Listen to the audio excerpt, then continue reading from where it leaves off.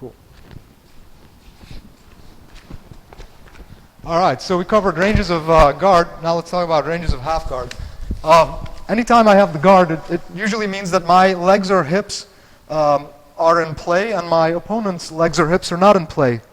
So what happens sometimes is that either my opponent or my partner passed my guard or is on the way to passing guard, and I get in this situation where I only have one leg between my legs, right? So I'm no longer in a situation where I have both of my legs in play and I'm able to attack both sides equally, right? So when I'm in half guard, I only have one leg. I have both legs on one leg. And again, there's this idea of ranges and kind of understanding what actions are appropriate at which range, right?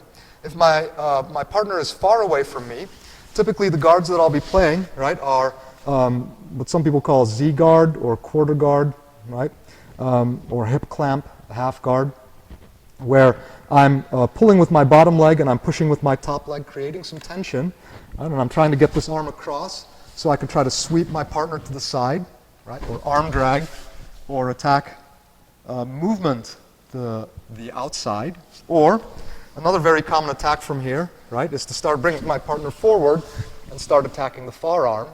Right? But I always have to make sure that I keep my shoulders free and I don't allow my partner to especially control my bottom arm. So this is what I consider to be a further range, far range half guard, right? Really at the edge of the range.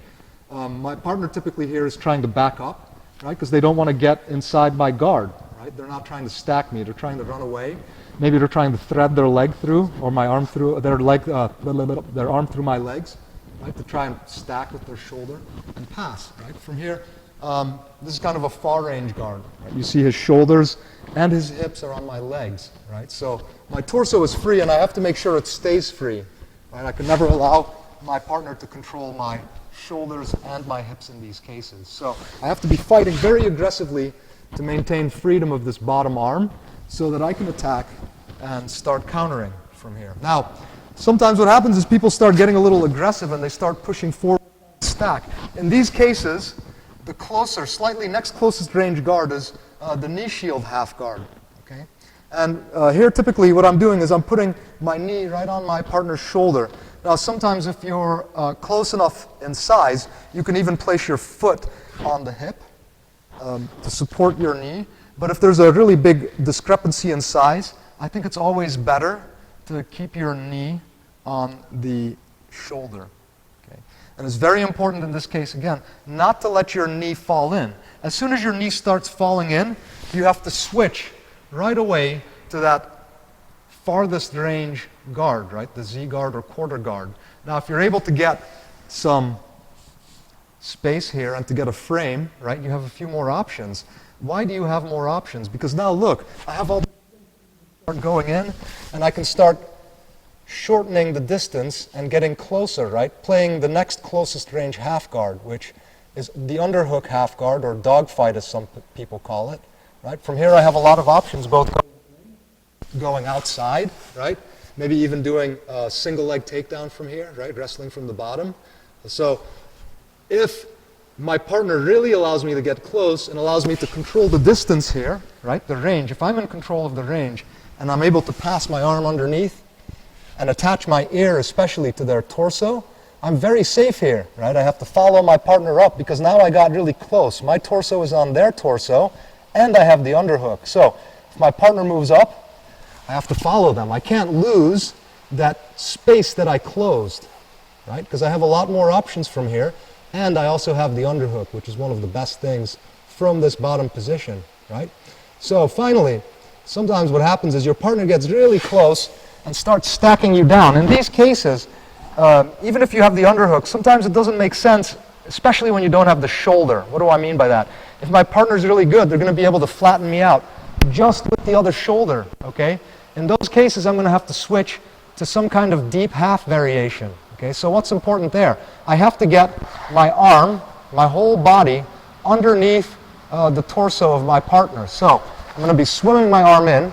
On the other side, I'm going to be framing with my arm either on the torso, the armpit, or the neck in order to get my body underneath. So I'm going to be turning my body to the other side, getting underneath, and then hiding my arms. Now, if my partner is really long and lanky, I can play this deep half where I lock over the knee, and I really like to pull the foot in and start attacking sweeps, because I have a nice little lever here, and my legs are quite safe.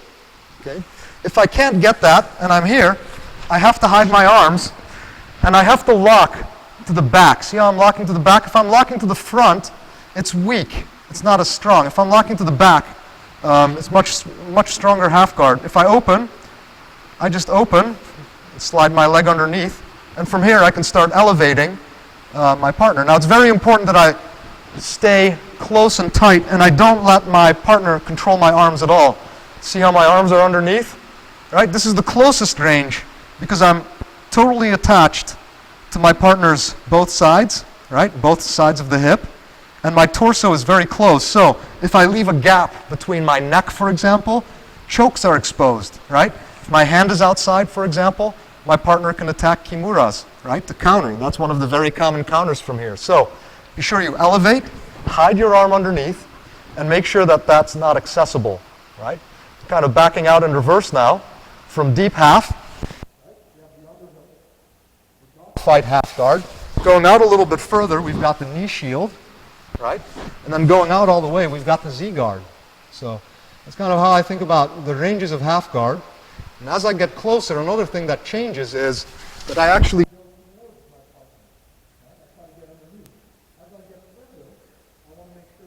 shoulders are free. So be aware of the things that change as you shorten the range, right? Decrease the distance between your torso and your partner's torso, as well as increasing the range, both inside of the guard and inside of the half guard.